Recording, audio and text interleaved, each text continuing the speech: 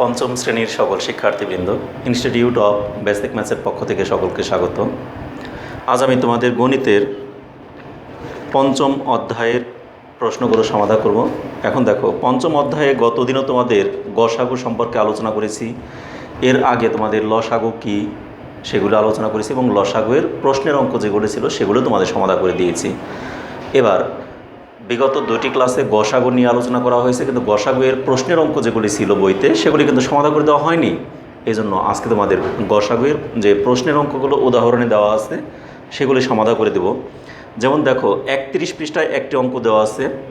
এই অঙ্কটি আমি তোমাদের সমাধান করে না দিয়েই আমি গসাগুয়ের অঙ্কগুলো চলে গিয়েছিলাম, কারণ আমি তখন বলছিলাম তোমাদের যে আগে আমরা প্রশ্নের অঙ্কটা পরে করি, আগে আমরা গসাগু কী, গুণনীয়ক কী, এই সম্পর্কে মৌলিক আলোচনাগুলো আগে আমরা একটা দুটি ক্লাসে শিখি।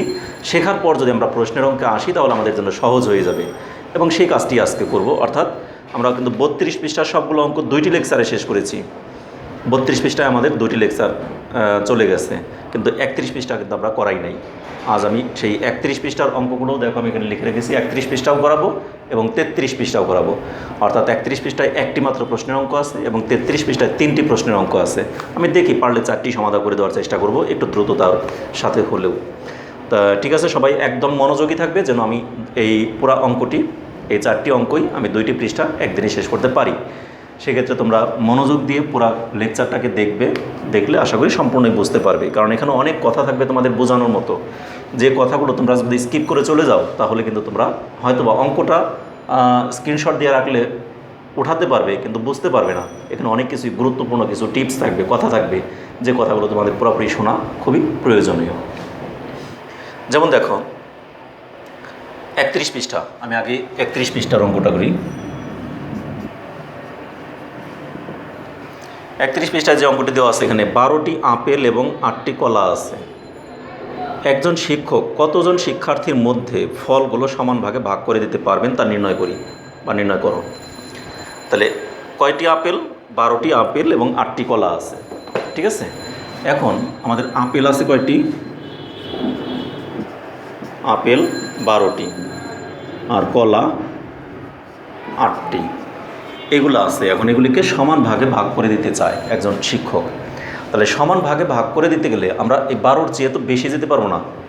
আপেল কি 12টির চেয়ে বেশি আনতে পারবো? আছেই 12টি। তাহলে 12র চেয়ে যেহেতু আমরা 12র মধ্যে থাকবো, এই 12টাকে ভাগ করে দেব। একটু সূক্ষ্ম ব্রেইনে একটু চিন্তা করো। 12র মধ্যেই আমরা ভাগ করব এবং 8-এর মধ্যেই আমরা ভাগ করব, 8-এর চেয়ে বেশি যাব না। তাহলে এখানে তোমরা একটা চিন্তা করে দেখো, এখানে আমাদের এক কথায় আমরা বুঝতে পারলাম এটা গসাগু হবে না লসাগু হবে। লসাগু কি? লঘিষ্ঠ সাধারণ গুণিতক। লসাগুতে হলো গুণিতক, আর গসাগুতে হলো গরিষ্ঠ সাধারণ গুণনীয়ক। আর গুণনীয়ক কি? গুণনীয়ক কি কখনো 12র চেয়ে বড় হবে বা 8-এর চেয়ে বড় হবে? 8-এর গুণনীয়ক কিন্তু 8-এর মধ্যেই থাকে। আমরা কিন্তু শিখে আসছিলাম কি 8-এর গুণনীয়ক কি? 8কে কত দ্বারা ভাগ করা যায় সেইটি হলো 8-এর গুণনীয়ক। তাহলে 8-এর গুণনীয়ক 1, 2, 4, 8, তাই না? আর 12-এর গুণনীয়ক কত বলো? 1, 2, 12কে 2 দিয়ে ভাগ করা যায়, 3 দিয়ে ভাগ করা যায়, 4 দিয়ে ভাগ করা যায়, 6 দিয়ে ভাগ করা যায়, এরপর 12 দিয়ে ভাগ করা যায়। তাহলে 8-এর গুণনীয়ক হলো এগুলো আর 12-এর গুণনীয়ক হলো এগুলো। তাহলে এই 12টি আপেল আর 8টি কলা আমরা এভাবে আমরা ভাগ করে দিতে পারি, ঠিক আছে। কিন্তু 12-র চেয়ে বেশি জনের মধ্যে তো আমরা ভাগ করে দিতে পারবো না। আছেই 12টি আপেল, আমি 12 জনের চেয়ে বেশির মধ্যে দিতে পারবো? এগুলো হলো গুণনীয়ক। আর যদি গণিতক বলতাম তাহলে হতো 12 হলো সর্বনিম্ন 12-র চেয়ে বেশি, বা 8 হলো সর্বনিম্ন 8-এর চেয়ে বেশি গণিতক। 8-এর গণিতক মানে কি? 8-এর গুণের নামতা। 12-এর গণিতক মানে কি?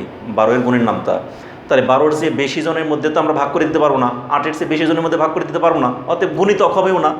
আর গণিতক মানেই লসাগু, অতএব লসাগু। এখানে আমরা এখান থেকে একটা ডিসিশন পেয়ে গেলাম, লসাগু, এই লসাগুটা হবে না, ঠিক আছে। তাহলে এইটা কি হবে? গসাগু। তাহলে কখন গসাগু হবে এবং কখন লসাগু হবে সেই জিনিসটা কিন্তু তোমাদের মুখ্য বিষয়, সেটি বুঝতে হবে তোমাদেরকে সূক্ষ্মভাবে। তাহলে একই জাতীয় অঙ্ক, গসাগু আর লসাগুর অঙ্ক কিন্তু প্রায় সেম, কিন্তু আমাদেরকে অঙ্ক দেখে আমাকে এইভাবে চিন্তা করতে হবে যে আমার যে সংখ্যাটা দেওয়া আছে তাদের মধ্যে, ওই সংখ্যার মধ্যে থাকবে আমার আনসার।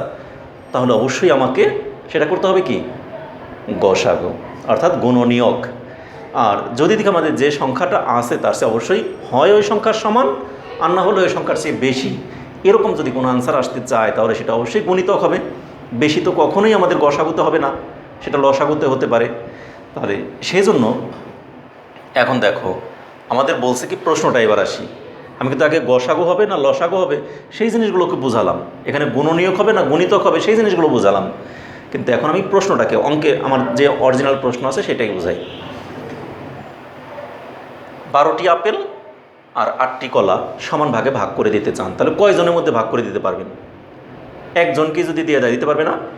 একজনকেই দিয়ে দিল, মনে করো 8টি কলা এবং 12টি আপেল একজনকেই দিল, এটা তো দিতে পারবে অবশ্যই। যদি টিচার ইচ্ছা করে আমি একজনকেই দিয়ে দিব তাহলে তো দিতে পারে। আবার যদি বলে 2 জনের মধ্যে আমি ভাগ করে দিব, তাও দিতে পারবে।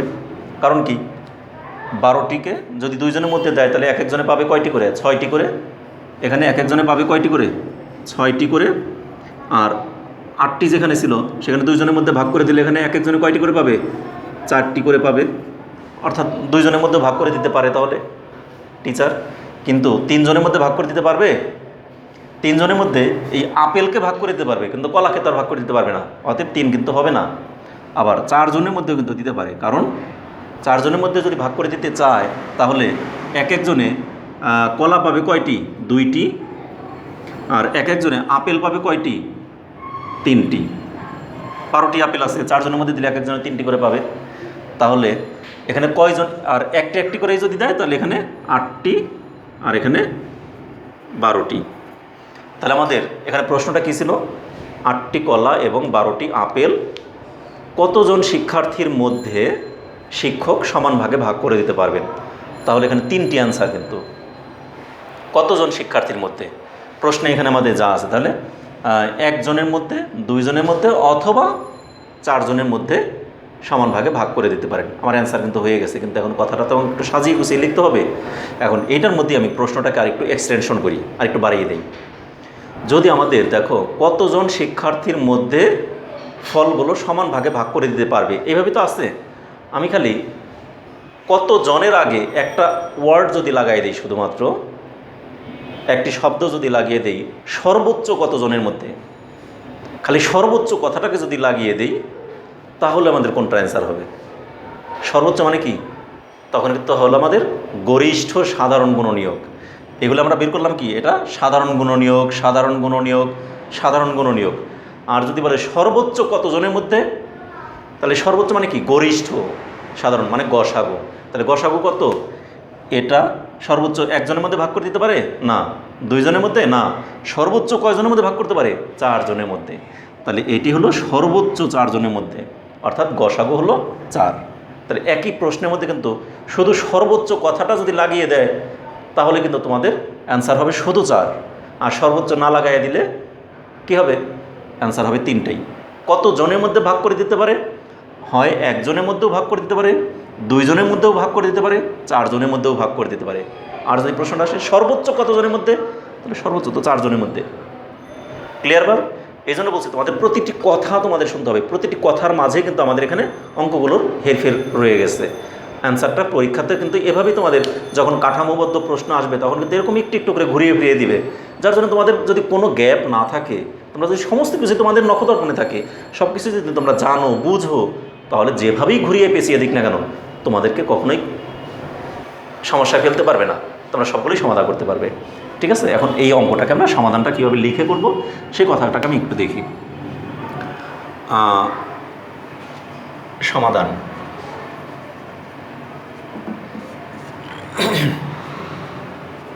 মোট আপেল, আচ্ছা এত মোট দরকার নাই, আমি আরও শর্টকাট লিখি।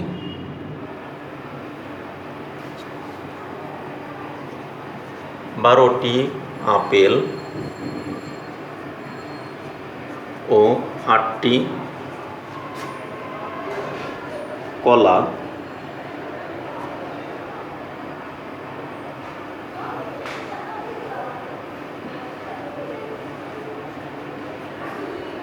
একজন শিক্ষক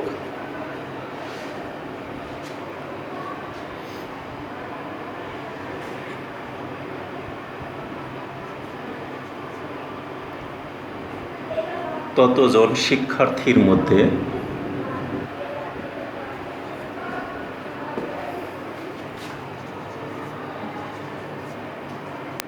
সমান ভাগে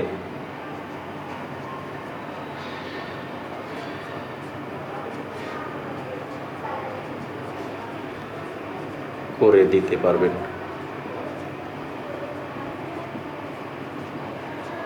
সমান ভাগে ভাগ করে দিতে পারবেন, যা 12 ও 8 এর সাধারণ গুণনীয়ক। এই তো এখন লিখি 12 এর গুণনীয়ক 1, 2, 3, 4, 6, 12। 8 এর গুণনীয়ক 1, 2, 4, 8। এই তো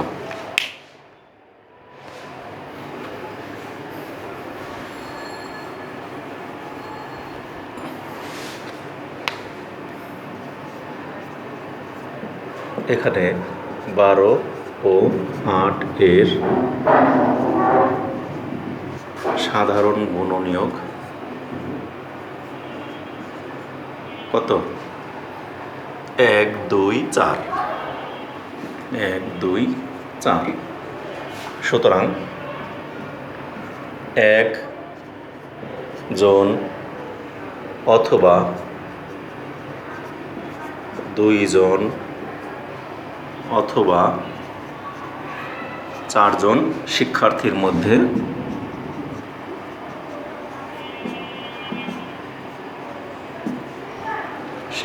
মধ্যে আপেলগুলো ফলগুলো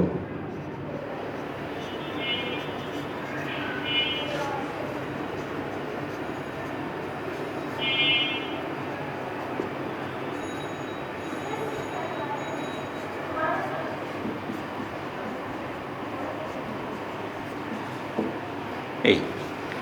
সুতরাং 1 জন অথবা 2 জন অথবা 4 জন শিক্ষার্থীর মধ্যে ফলগুলো সমান ভাগে ভাগ করে দেওয়া যাবে। এই তোমাদের অ্যান্সার।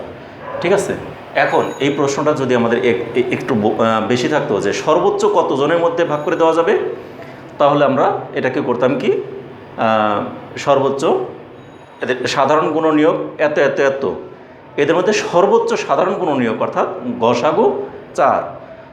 সুতরাং 4 জন শিক্ষার্থীর মধ্যে সমান ভাগে ভাগ করে দেওয়া যাবে। সর্বোচ্চ 4 জন, এখানে শুধু 4 জন বলবো না, সর্বোচ্চ 4 জনের মধ্যে ফলগুলো সমান ভাগে ভাগ করে দেওয়া যাবে। যদি সর্বোচ্চ থাকতো, এটা লিখে দিলাম না, ঠিক আছে, যেহেতু আমাদের বইতে প্রশ্ন নাই, কিন্তু আমি বুঝিয়ে দিলাম যদি থাকতো তাহলে আমাদের এখানে এই 1 আর 2 এই অংশটুকু হতো না। ঠিক আছে, তাহলে এটা আমাদের শেষ। এবার 33 পৃষ্ঠায় চলে যাব। আমি এগুলো মুছে দিলাম, যদি 33 পৃষ্ঠার অঙ্কগুলো আমি দ্রুত সমাধান করে দেব। আমি এই একটি অঙ্ক একটু বেশি সময় নিয়ে বোঝানোর উপকারিতাটা হলো 33 পৃষ্ঠার যে 3টি অঙ্ক, এই 3টাতে এখন আমার কম বোঝালেই পারবো। সেগুলো এখন দেখলেই তোমরা বুঝতে পারবে এখানে কি হবে, এটা লসাগু হবে না গসাগু হবে। আমি অল্প কয়েকটি কথা বললে এগুলো তোমরা বুঝতে পারবে। প্রথম একটি অঙ্ক তো তোমাদের প্রশ্নের অঙ্ক একটু ভালো করে ভেঙে ভেঙে বোঝাতে হবে, না বোঝালে পরবর্তীগুলো ক্লিয়ার হবে না।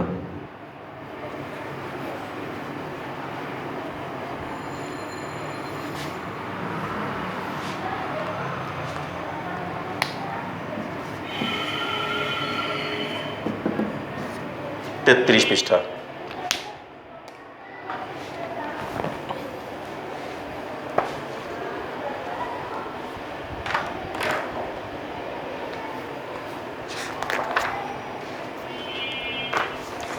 দেখো 33 পৃষ্ঠার একদম উপরে 1 নাম্বার প্রশ্নের অঙ্কটি এখানে কি দেওয়া আছে, 12 সেন্টিমিটার প্রস্থ এবং 18 সেন্টিমিটার দৈর্ঘ্যের একটি ছক কাগজ আছে। আমরা কাগজটিকে কয়েকটি সমান বর্গাকৃতির টুকরা করি যেন কোনো অবশিষ্ট অংশ না থাকে। সবচেয়ে বড় বর্গের এক বাহুর দৈর্ঘ্য নির্ণয় করো। তার মানে এখানে কি বলছে দেখো, আগেরটা বলছিল ফলগুলোকে ভাগ করে দেই, ঠিক আছে। আর এখানে 12 সেন্টিমিটার এবং 18 সেন্টিমিটার দৈর্ঘ্যের একটি কাগজ আছে, এটিকে আমরা টুকরা করব। কতগুলো টুকরা করব, মানে টুকরা করলে কি 12 সেন্টিমিটারের চেয়ে বেশি পাওয়া যাবে, না টুকরা করে 12 সেন্টিমিটারের চেয়ে ছোটো হয়ে আসবে, বা 18 সেন্টিমিটারের চেয়ে বেশি হবে, না 18 সেন্টিমিটারের চেয়ে ছোটো হয়ে আসবে? আমাদের তো ছোটো হয়ে আসবে। ছোটো হয়ে আসা মানে কি, তাহলে অবশ্যই এটা আমাদের গুণনীয়কের মধ্যে। আর যদি এটা আমাদের আরও বেশি বৃদ্ধি পেত তাহলে সেগুলো কী হতো, গুণিতক। এর আগে কিন্তু আমি গুণিতকের অঙ্ক করাই আসছি, অর্থাৎ লসাগুর অঙ্ক করাই আসছি তোমাদের। তাহলে এটা কিন্তু আমাদের দেখা গেলো 12 এবং 18কে আমরা টুকরা টুকরা করছি, অর্থাৎ এটাকে ছোট করছি। তাহলে আমাদের এই টুকরাগুলোর মধ্যে সবচেয়ে বড় টুকরা কোনটি? তার মানে কি, নিশ্চিত এটা আমাদের গসাগু হবে। তাহলে এখানে আমাদের এই জাস্ট দুইটি শব্দ দিয়ে আমরা বুঝে নিলাম এটা গসাগু হবে। তাহলে এখন আর আমাদের এই অঙ্কটা করতে গিয়ে অনেক বেশি কথাও লেখার দরকার নাই, একদম শর্টকাট 2 লাইনে আমরা কথাটাকে লিখে আমরা সরাসরি অঙ্কে চলে যাব।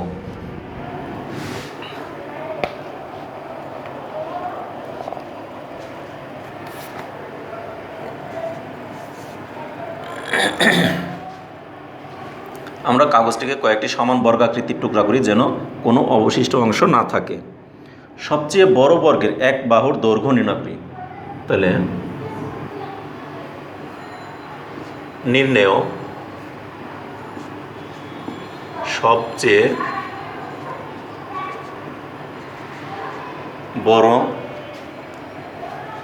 বর্গের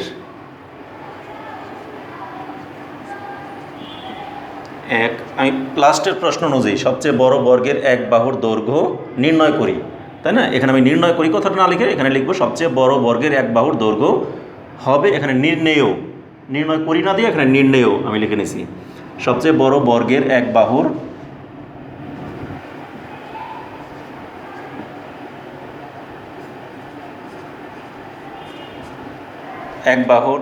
দৈর্ঘ্য হবে 12 সেন্টিমিটার এবং 18 সেন্টিমিটার এর গসাগু এর সমান। ব্যাস, আমাদের শর্টকাট লিখে দিলাম। আমরা এখানে দেখেই বুঝলাম যে এটা গসাগু হবে, কারণ আমরা টুকরা করছি, আমাদের এর চেয়ে বড় হবে না, মানে গুণনীয়কের মধ্যে থাকবে। তাহলে এখন আমরা এখানে গসাগু নির্ণয় করবো এখন। তাহলে দেখো 12 আর হলো 18, এই দুইটার গসাগু আমরা কীভাবে নির্ণয় করছি মনে আছে? 12 আর 18কে সর্বনিম্ন কত দিয়ে ভাগ করতে পারি? 2 দিয়ে ভাগ দিলে এখানে থাকে 6, এখানে থাকে 9 দিয়ে 18। এরপর দেখো এটাকে আমরা কত দিয়ে ভাগ দিতে পারি? 6কে 2 দিয়ে, এটাকে 3 দিয়ে, কিন্তু আমাদের দুইটিকেই ভাগ করতে হবে, দুইটিকেই মিলতে হবে, এমন একটি সংখ্যা নেব। তাহলে সেরকম সংখ্যা আছে শুধু 3। তাহলে 3 দিয়ে 6কে ভাগ দিলে 3 দুগুণে 6, 3 3-এ 9, আর তো যায় না। এখানে 2 আর 3-এর মধ্যে আর কোনো কমন কোনো সংখ্যা নেই। তাহলে আমাদের এখানে কি হবে? সুতরাং নির্ণেয় গসাগু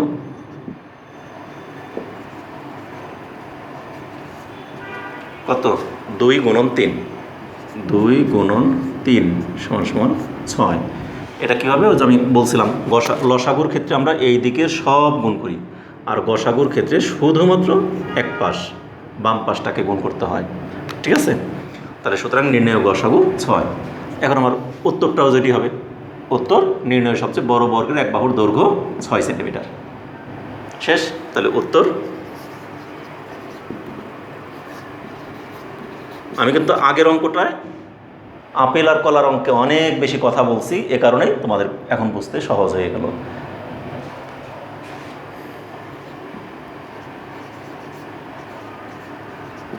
সবচেয়ে বড় বর্গের এক বাহুর দৈর্ঘ্য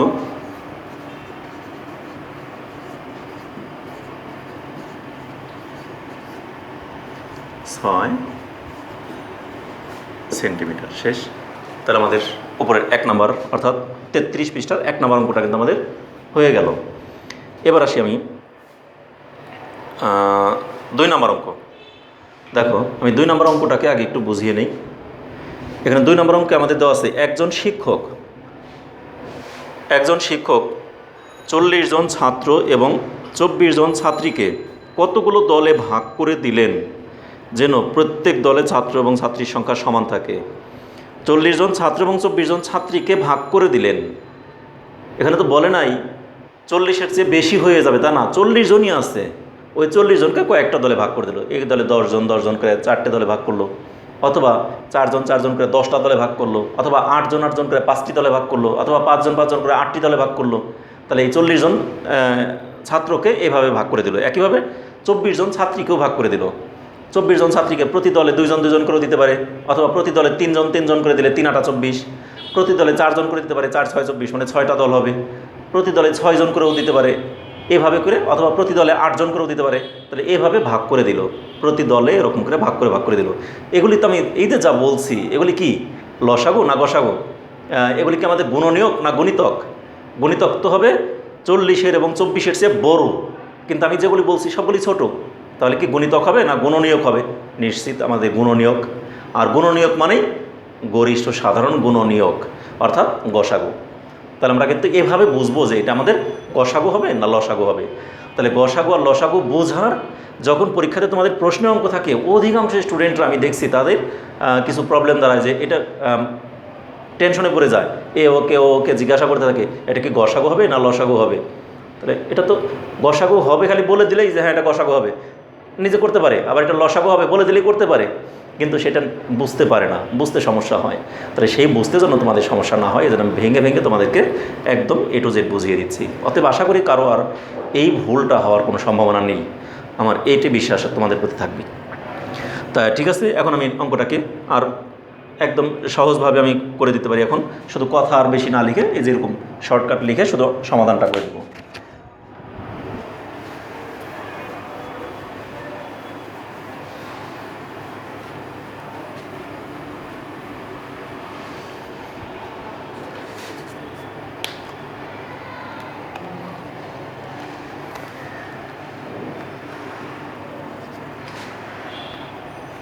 দুই নম্বর, এখানে এই দুইটা হলো বক্সের 2। 40 জন ছাত্র এবং 24 জন ছাত্রীকে কতগুলো দলে ভাগ করে দিলেন যেন প্রত্যেক দলে ছাত্রছাত্রীর সংখ্যা সমান থাকে, এমন কোনো শিক্ষার্থী অবশিষ্ট না থাকে। সর্বোচ্চ কয়টি দলে ভাগ করা যাবে? তাহলে এখানে লিখি ছাত্র এবং ছাত্রীদেরকে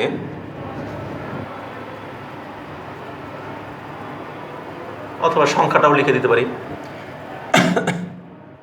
আচ্ছা লিখি ছাত্র এবং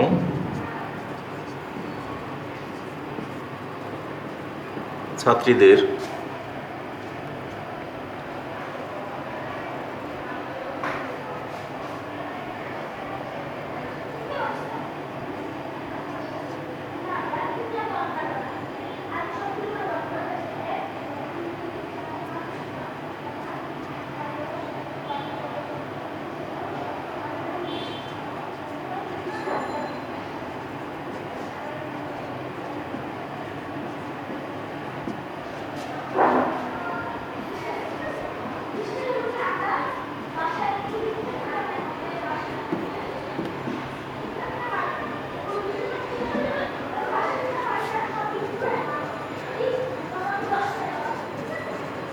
ভাগ করে দেওয়ার নির্ণয় সংখ্যা হবে 40 এবং 24 এর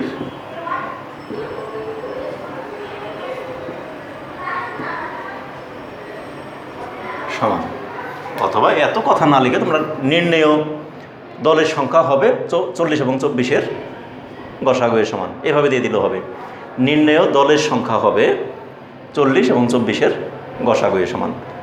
কথা বেশি না লিখে যত কম লেখা যায় ততই ভালো। তাহলে এখন আমরা এটাকে 40 আর 24-এর গসাগু বের করবো। 40 24 এটাকে আমরা সর্বোচ্চ কত দিয়ে ভাগ দিতে পারি? সর্বনিম্ন 2 দিয়ে ভাগ দিলে এখানে হয় 20, আর এখানে হয় 12 দুগুণে 24। আবার 2 দিয়ে দেওয়া যায়, 2 দিয়ে দিলে এখানে 10 দুগুণে 20, 6 দুগুণে 12, দুইটি জোড় সংখ্যা। তাহলে আবারও 2 দিয়ে ভাগ করা যাবে। 2 দিয়ে ভাগ করলে 5, এখানে 3, আর কিছু দিয়ে ভাগ করা যায় না। 3 দিয়ে শুধু একটা কি যায়, 5 দিয়ে শুধু একটা কি যায়, তাহলে আমাদের কোনোটাই যাবে না। তাহলে আমাদের এখানে আমি তোমাদের ওই যেটা বলছিলাম গসাগু হয় শুধুমাত্র এই এক পাশের অংশগুলো। তাহলে এখানে আমরা লিখব সুতরাং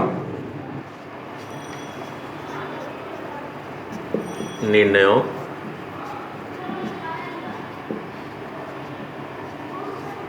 গসাগু সমান সমান 2 গুণন 2 গুণন 2, এই 2 2 2 সমান সমান 2 দুগুণে 4, 4 দুগুণে 8।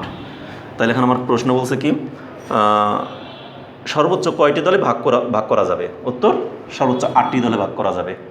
একটি অ্যান্সার পেয়ে গেলাম। এরপরে দেখো এটা আমার আরও কিছু বাড়তি কথাও লিখছে, সেটা হলো প্রতি দলে কতজন ছাত্র এবং কতজন ছাত্রী থাকবে তাও নির্ণয় করতে বলছে। তাহলে যদি 8টি দলে ভাগ করতে পারি আমরা, আমার মোট ছাত্র আছে কয়জন? 40 জন। 40 জন ছাত্রকে যদি আমি 8টি দলে ভাগ করি, তাহলে এক এক দলে কয়জন করে থাকবে? 40কে 8 দ্বারা ভাগ দিলে 5 জন করে থাকবে না? এক এক দলে 5 জন করে থাকবে। আবার ছাত্রী থাকবে কয়জন? 24 জন ছাত্রী আছে, তাকে যদি 8টি দলে ভাগ করি তাহলে কয়জন করে থাকবে? এক এক দলে 3 8 24, অর্থাৎ 3 জন করে থাকবে এক এক দলে ছাত্রী, আর ছাত্র থাকবে 5। ঠিক আছে, তাহলে এটা হয়ে গেল। তাহলে এটাকে আমরা এখন একটু কথায় লিখে এটা বের করি। সুতরাং নির্ণয় দলের সংখ্যা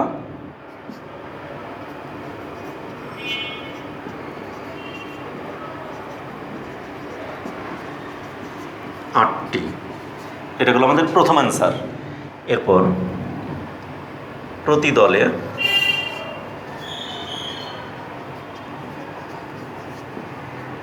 ছাত্রের সংখ্যা 40/8। ছাত্র কি 40 জন না? এতজন সমান সমান 40কে 8 দ্বারা ভাগ দিলে 5 জন, এবং প্রতি দলে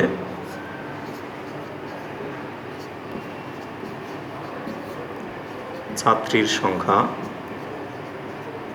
কত? 24/8 জন সমান সমান 3 জন। উত্তর 8টি দল,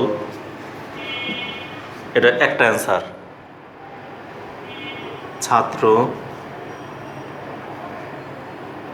5 জন এবং ছাত্রী 3 জন, এভাবে লিখে দিলেও চলবে। ঠিক আছে, আমার 3টে অ্যান্সার। তাহলে একটি অ্যান্সার হলো 8টি দল, আরেকটি অ্যান্সার হলো 5 জন, আরেকটি অ্যান্সার হলো 3 জন। তাহলে 3টে অ্যান্সারই আমার এখানে লিখে দেওয়া হলো। তার মধ্যে 2 নম্বর অঙ্কটা শেষ। আমরা কিন্তু আরেকটি অঙ্ক বাকি আছে, এটাও তাড়াতাড়ি করে দিই। যদিও একটু ভিডিওটা একটু বড় হচ্ছে, কিন্তু আমি তো ভিডিও বড় হলো তোমাদের তো অঙ্কই করাইতেছি।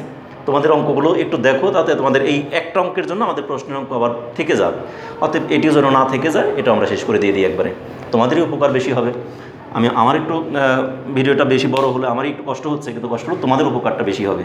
অতএব তোমরা একটু মনোযোগ দিয়ে এই অঙ্কটাও দেখে নাও। ঠিক আছে, মুছে দিলাম।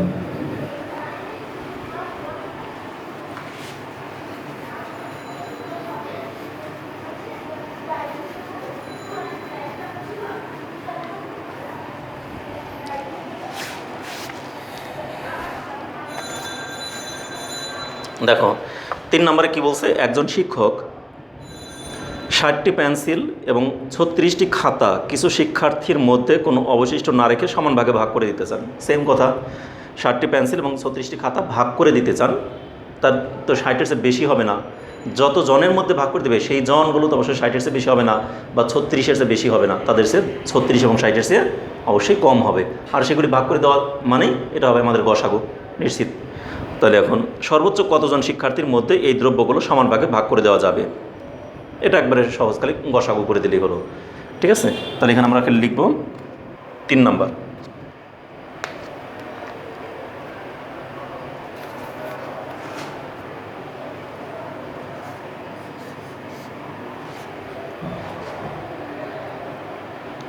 নির্ণয়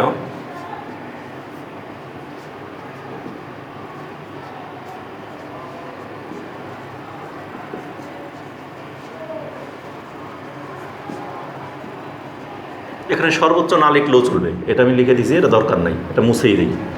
নির্ণয় শিক্ষার্থীর সংখ্যা সরাসরি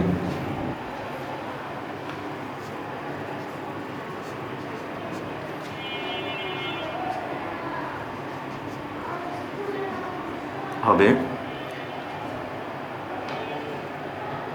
60 এবং 36।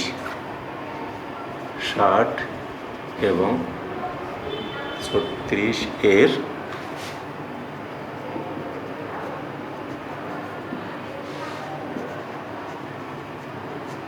গসাগুয়ের সমান। তাহলে এখন আমরা কী করবো, 60 36 এই দুটোকে গসাগু নির্ণয় করবো। তাহলে আমরা দুইটি জোড় সংখ্যা, তাহলে 2 দিয়ে ভাগ দিতে পারি। 2 দিয়ে ভাগ দিলে এখানে হয় 30 আর এখানে হয় 18 দুগুণে 36। আবার দুইটি জোড় সংখ্যা, তাহলে 2 দিয়ে ভাগ দিতে পারি 15 আর এখানে 9 দুগুণে 18।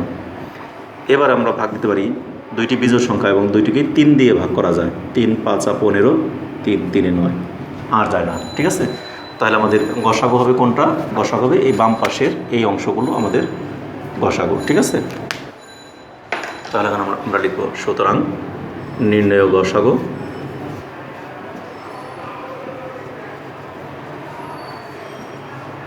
দুই গুণন 2 গুণন 3, তাহলে 2 দুগুণে 4, 3 4 12।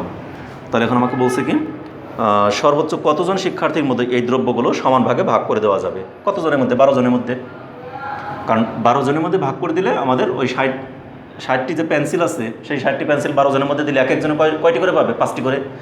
আবার 12 জনের মধ্যে যদি ওই 36টি খাতা ভাগ করে দেওয়া যায়, তাহলে কয়টি করে পাবে? 3 12 36, এক একজনে 3টি করে খাতা পাবে। তাহলে 5টি পেন্সিল এবং 3টি করে খাতা পাবে এক একজন শিক্ষার্থী।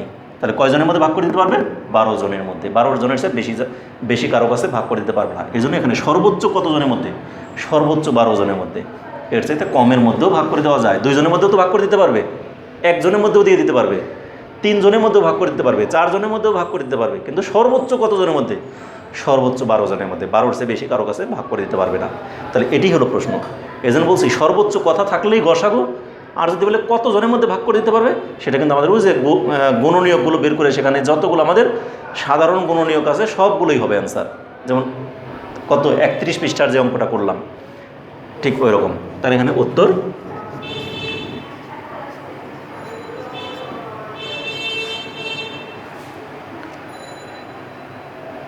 কত জনের মধ্যে দ্রব্যগুলো সমান ভাগে ভাগ করে দেওয়া যাবে? উত্তর 12 জন।